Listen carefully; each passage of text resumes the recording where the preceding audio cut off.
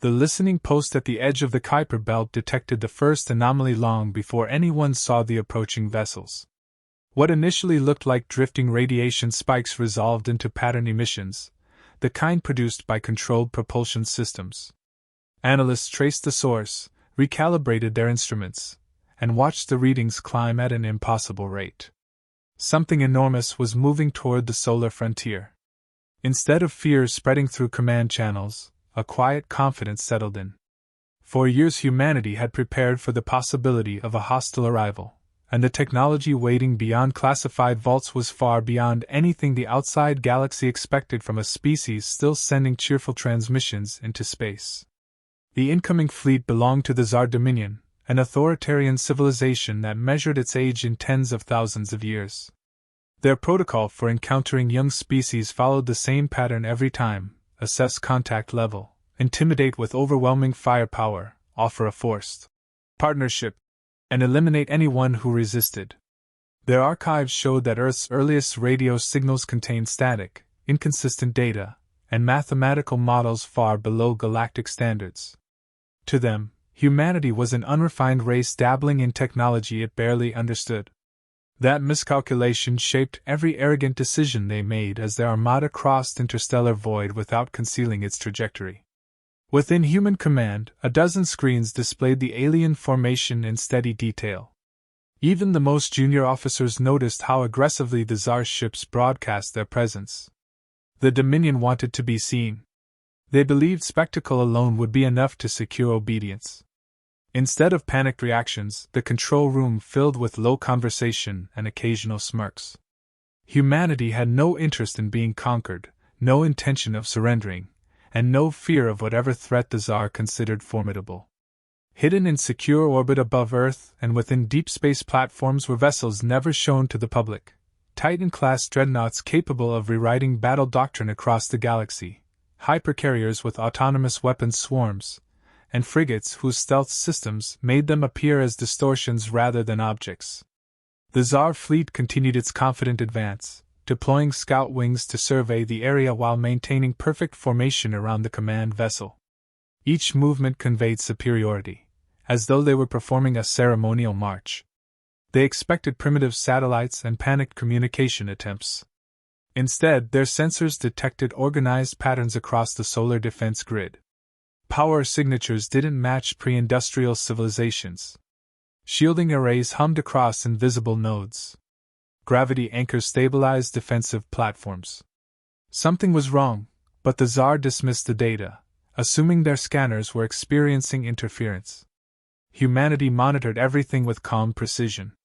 Officers exchanged glances as the alien fleet crossed into a pre-designated engagement zone. The strategic displays lit up, tracking each individual ship by heat, mass, magnetic resonance, and atmospheric disturbance. Every vessel in the Tsar formation appeared small compared to the silhouette of the nearest Titan-class dreadnought. When the dreadnought's systems activated, an energy surge spread across the region, subtle yet unmistakably powerful. Analysts inside the alien flagship panicked as their instruments spiked, registering a signal far beyond anything in their empire's archives. But their commanders, wrapped in centuries of unchecked dominance, dismissed the warning and pressed forward. The first direct transmission from the Tsar arrived shortly after their flagship stabilized position. A towering holographic figure projected into Earth's deep space command, delivering a speech that sounded more like a coronation proclamation than an introduction. He demanded surrender, ordered humanity to prepare for integration, and warned that refusal would result in complete planetary pacification. His tone dripped with condescension, as though addressing children who had broken a household rule. Human officers exchanged looks, not of fear or indignation, but amusement. Someone leaned back in their chair. Another muted the message halfway, unable to keep a straight expression. Far from Earth, aboard the Titan dreadnoughts, crews observed the alien arrogance with a similar reaction. The newcomers believed their presence alone would guarantee compliance. They had no idea what kind of vessels they were facing. The humans had built machines not for intimidation, but for absolute victory if ever challenged. Every system, every weapon, every shield array represented a culmination of centuries of innovation driven by necessity, not ego. The Tsar fleet settled into final formation, unaware that the first true contact between their empire and humanity had already gone wrong. They didn't see fear. They didn't see hesitation. They saw a species entirely unimpressed by their arrival. And as the alien command vessel issued another boastful declaration, human warships quietly powered up, their reactors glowing with disciplined restraint. The galaxy's most arrogant empire had arrived expecting submission. What they found instead was a civilization ready for whatever came next, and already laughing at them. The Tsar Dominion initiated their grand display the moment their armada reached optimal broadcast distance. Their flagship extended its communication array, projecting a towering holographic figure across every human command center and warship. The alien leader stood adorned in jeweled armor, radiating the authority of a civilization that believed itself unmatched. His voice echoed with theatrical menace as he declared humanity a subordinate species destined for integration under Dominion rule. He listed terms: disarmament, resource tribute, leadership restructuring, delivered with the confidence of someone issuing instructions to a defeated population. Every sentence was crafted for intimidation, yet none of it produced the reaction he expected. Inside the human tactical chamber, officers watched with barely contained amusement. The holographic figure gestured dramatically, unaware that half the room had already lost interest. Someone adjusted the volume downward. Another shook their head in disbelief that a species so technologically advanced could still rely on pompous monologues. The speech dragged on, filled with threats, claims of imperial glory, and proclamations of inevitable dominance. It took only moments before a few officers exchanged quiet laughs. The more the Tsar commander tried to assert superiority, the more ridiculous he sounded to those listening. On the Titan-class dreadnoughts, crew members reacted with similar detachment. The message was unnecessary theater. The Dominion believed intimidation alone could decide the outcome. Human crews monitored readings instead of rhetoric, evaluating shield calibrations, reactor stability, and drone readiness. Their systems operated with flawless precision, revealing no hint of worry. The Tsars seemed to assume humanity would collapse under the weight of their presence. Instead, the humans saw an empire performing outdated intimidation rituals, blind to the reality of who they were dealing with. The alien sensors targeted the human fleet, scanning for weaknesses. When they saw only 6 vessels, the Dominion burst into collective arrogance. 6 ships against hundreds felt like a gift, proof, in their minds, that humans were ignorant of galactic warfare. They misread the calm formation as desperation instead of discipline. Their analysts labeled the dreadnoughts overextended hulls, and the carriers bulky transports, failing to understand the advanced engineering behind every structure. They noticed no panic, yet dismissed it as ignorance. The human fleet responded without theatrics. One dreadnought rotated slightly, adjusting position with effortless precision. The movement appeared simple, but the Tsar misinterpreted it as a retreat maneuver. Laughter erupted aboard the alien flagship. Not to be outdone, they expanded their formation, illuminating their hulls with energy displays intended to signal overwhelming superiority. The Dominion's belief in its dominance was absolute, reinforced by millennia of unchallenged conquest. Human officers observed the new formation calmly. Their displays mapped every ship, calculating distance, weapon output, shield strength, and potential attack vectors. The Tsar saw only a tiny force. Humans saw structural vulnerabilities across the Imperial Armada. The carriers prepared micro-drone networks. The frigates sharpened targeting algorithms. The dreadnoughts increased reactor output just enough for internal stabilization. Though not a single human ship adopted an aggressive posture, the quiet rise in energy signatures unsettled junior Tsar technicians. Their instruments spiked without explanation, prompting internal confusion that their commanders brushed aside. When the Tsar attempted a final intimidation tactic, charging their forward cannons and painting the human vessels with targeting beams, the reaction from the human side was the opposite of fear. Crew members exchanged glances that carried more amusement than concern. They had seen sophisticated weapon systems before. These targeting beams felt like antiquated markers rather than genuine threats. Someone joked that the Dominion was warming up antique fireworks. A few officers wondered aloud if the aliens even understood what they were provoking. The Dominion interpreted this composure as a bluff, convinced humanity lacked understanding of the danger looming before them. Marshal Korvac prepared another speech, eager to savor the moment before delivering what he imagined would be a decisive strike. Yet the humans no longer paid him the respect of attention. Their focus remained entirely on tactical preparation, not because they feared the alien fleet, but because they wanted the engagement to conclude efficiently. When the first human reactor pulsed to full readiness, the alien flagship detected an energy surge unprecedented in their history. Their confident posture vanished as readings climbed into ranges their systems weren't designed to interpret. For the first time, silence filled the Tsar command deck. The empire that expected submission suddenly confronted a reality they had never imagined, a species that didn't tremble before them, didn't respect their authority, and didn't fear their power. Humanity simply stood ready, with a quiet laughter that echoed louder than any threat the Dominion had ever issued. The Tsar Dominion opened the conflict with complete certainty in their own superiority. Their cannons ignited first, releasing concentrated streams of plasma, gravitational pulses, and destabilizing shockwaves intended to obliterate any unshielded vessel. The barrage streaked across space, forming a luminous storm aimed directly at the human formation. Yet the Titan-class dreadnought leading the line did not shift, accelerate, or attempt evasive action. Its shield matrix absorbed every blast without so much as a flicker. The energy faded against its hull as though the Dominion had fired nothing more than weak atmospheric flares. Human command issued a calm instruction to return fire at minimal output. No dramatic countdown, no rallying cry. A single beam discharged from the dreadnought's forward emitter, a controlled lance designed to test structural composition. It passed through the Tsar front line with surgical precision, leaving a chain of disintegrating hulls in its wake. 50 warships broke apart almost instantly, scattering molten fragments across the battlefield.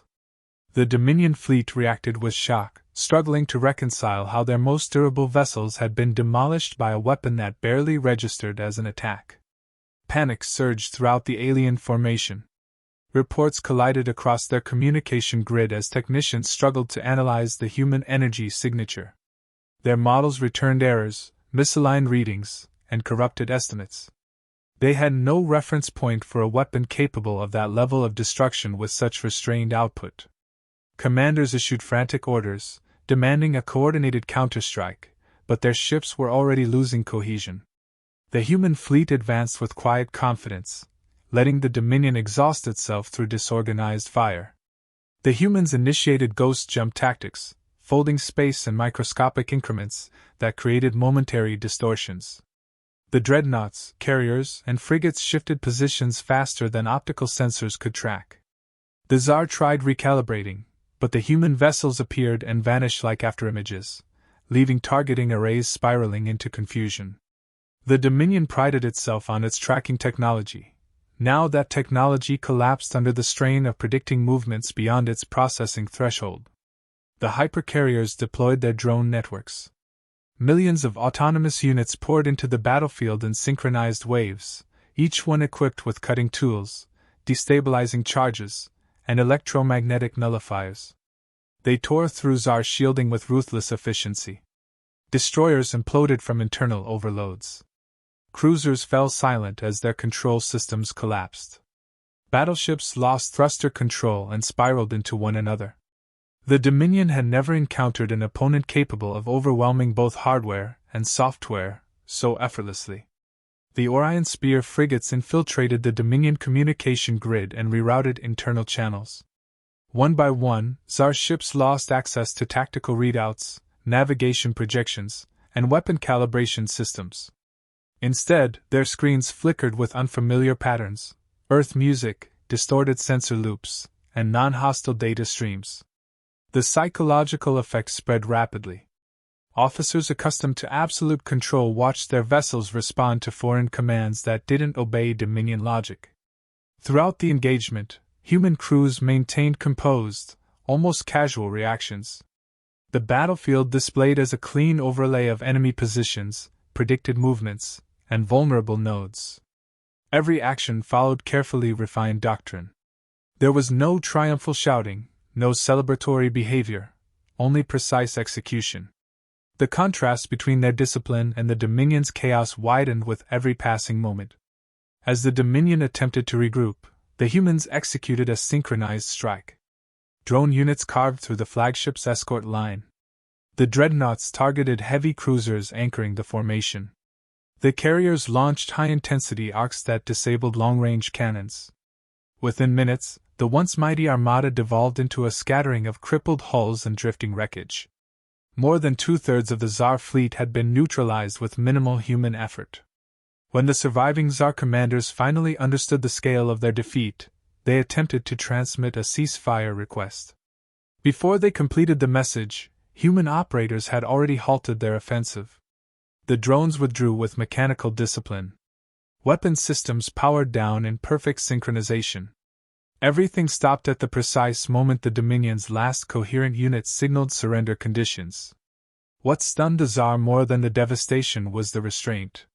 Humanity had demonstrated power far beyond anything the Dominion possessed, yet ended the engagement without pressing further. The silence that followed was heavier than the destruction itself. The empire that arrived expecting instant dominance faced a species that dismantled its fleet with minimal force, flawless control, and quiet confidence. The Tsar had fired the first shot, but humanity had ended the battle with effortless superiority, and not a trace of fear. The battlefield settled into an eerie stillness once human weapons powered down. Wreckage drifted across the void, dimly illuminated by the fading glow of destabilized reactors. The surviving Tsar vessels held position, unsure whether the sudden silence marked a trap or a ceasefire. Their commanders hesitated, torn between pride and the reality of the devastation surrounding them. When the human admiral opened a direct channel, the transmission carried no bravado or hostility. The message arrived with calm authority, shaped by confidence rather than aggression. The admiral informed the Dominion leadership that the engagement was over. There was no demand for territory, no call for reparations, and no mention of conquest. The humans stated a single expectation: the Tsar would end their predatory practices and cease targeting developing civilizations. The tone delivered a message more powerful than threats. Humanity wasn't seeking dominion, it was establishing boundaries. The Tsar, unused to opponents who could both destroy and restrain themselves, struggled to interpret the stance. Inside the alien flagship, officers argued fiercely. Some insisted the humans were manipulating them into lowering their guard. Others believed the humans were concealing a deeper expansion plan. A few, shaken by the collapse of their armada, urged immediate retreat. Their cultural doctrine had never prepared them for a foe capable of overwhelming strength paired with deliberate mercy. Every conquered species in their history had begged for survival. Humanity simply clarified expectations. A Tsar tactical officer replayed the battle recordings repeatedly, identifying flaws in their assumptions. He noted how efficiently human systems responded, how precisely their ships maneuvered, and how effortlessly they countered Dominion technology. Every attempt at intimidation failed because humanity never recognized the Dominion as a superior force. He labeled humans an apex anomaly, a designation that left the command deck in stunned silence. The phrase carried a disturbing implication. The Dominion's long-standing position at the top of the galactic hierarchy had been shattered by a species they had dismissed before arrival. The humans waited without posturing. Their vessels remained aligned, reactors steady, weapons offline. Despite the overwhelming capability resting within those hulls, their posture reflected discipline. They weren't preparing a follow-up strike. They were offering a single chance for the Dominion to step away from a conflict they could no longer win. Every second of silence intensified the pressure on the Tsar leadership. In a final act of desperation, one Dominion warship activated a forbidden device, an internal failsafe designed to rupture space-time and take nearby vessels with it. The Tsar hoped this display of suicidal power would force humanity into negotiation on more favorable terms. Before the device completed its cycle, human AI systems detected the anomaly and shut it down remotely. The attempt collapsed instantly, leaving the activating ship powerless and its crew paralyzed with disbelief. Human command responded with a warning delivered in the same, even tone as before. They made it clear that any further escalation would result in consequences the Dominion would not survive. The message wasn't shouted, repeated, or dramatized. It didn't need to be. The Tsar understood that humanity had no interest in their empire but would not tolerate further aggression. The threat wasn't loud, it was absolute. The Dominion Council aboard the flagship finally recognized the gravity of their situation.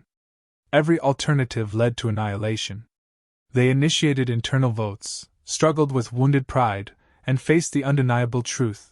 A species they believed primitive had dismantled their armada, nullified their secret weapon, and maintained complete control from start to finish.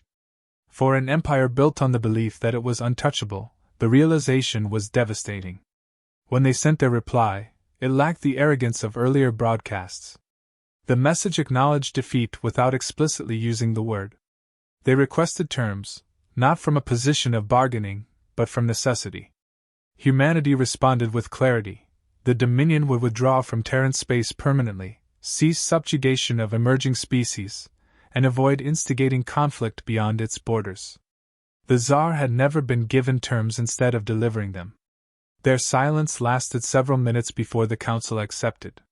The once mighty empire found itself cornered not by fear of destruction, but by the power of a civilization that refused to act like a conqueror even when victory was in its grasp. Humanity's restraint unsettled them more than humanity's strength. As the surviving Tsar ships prepared to depart the battlefield, the Dominion Council realized the truth. They had misjudged humanity on every level. They came to Earth expecting submission. Instead, they encountered a force that fought with unmatched precision, ended with controlled authority, and demanded nothing but respect for others. And that shift in power reverberated farther than any weapon ever could. The Tsar Dominion returned to the negotiation channel with none of the theatrical dominance they displayed earlier. Their commander appeared again, but the jeweled armor and ceremonial posture no longer carried the same weight. His voice, once filled with condescension, now carried the strained caution of someone who understood the stakes. Humanity had not pressed their advantage, yet the possibility hung over the Dominion like a gravitational shadow. They approached the conversation with shaken dignity, acknowledging the new balance without admitting defeat outright. Human leadership listened calmly. Their reply remained consistent. Earth wanted no territory, no tribute, and no dismantling of the Dominion's internal structure. What humanity demanded was simple and non-negotiable. First, the Dominion would cease all interference with developing civilizations. Second, they would never enter the Terran sphere again without invitation. Third, they would begin releasing enslaved species across their controlled regions through a phased liberation program. No revenge, no conquest, only the assurance that the Dominion's predatory expansion would end. The Tsar Council debated privately. Centuries of imperial propaganda had taught them that retreat signaled weakness. Yet their vanished armada displayed a harsher truth. Their fleets, doctrine, and pride had confronted an adversary whose capabilities invalidated everything the Dominion believed about military superiority. To refuse these terms risked immediate obliteration. To accept them meant reshaping their empire's future. The choice left them in turmoil. When the Council finally responded, their tone carried reluctant acceptance. They agreed to withdraw, to halt forced integration practices, and to respect the boundaries outlined by humanity. Their faces revealed the conflict between self-preservation and humiliation. They had never negotiated under pressure before. Now they faced a species that held them in check without raising its voice. It was surrender without ceremonial acknowledgement, but surrender nonetheless. Across the galaxy, words spread with astonishing speed. Species living under Dominion pressure caught fragments of intercepted transmissions. Whispers traveled through hidden channels, trade routes, and resistance networks. The impossible had happened. A young species from an isolated system had defeated a major empire using a handful of ships. Stories exaggerated the event further. Some claimed humans wielded star-crushing weapons, others that their ships were living constructs. The truth was already impressive enough. Aboard the human dreadnoughts, the atmosphere remained composed. Officers compiled after-action reports, evaluated system performance, and logged data for future defense initiatives. No celebration erupted. The fleet operated with the same focus it had shown from the beginning. Victory was not treated as a spectacle. It was a duty carried out with precision. Even so, a few quiet remarks passed among the crew, acknowledging the absurdity of the Dominion's arrogance. Someone commented that the whole encounter felt like dealing with an overconfident bully who finally realized his strength was an illusion. As the Tsar fleet initiated its withdrawal, their ships moved with subdued purpose. Their formation lacked the pride and flourish that accompanied their arrival. Each vessel aligned for departure, avoiding any posture that might appear threatening. They left the battlefield not in disgrace, but under the weight of a new understanding.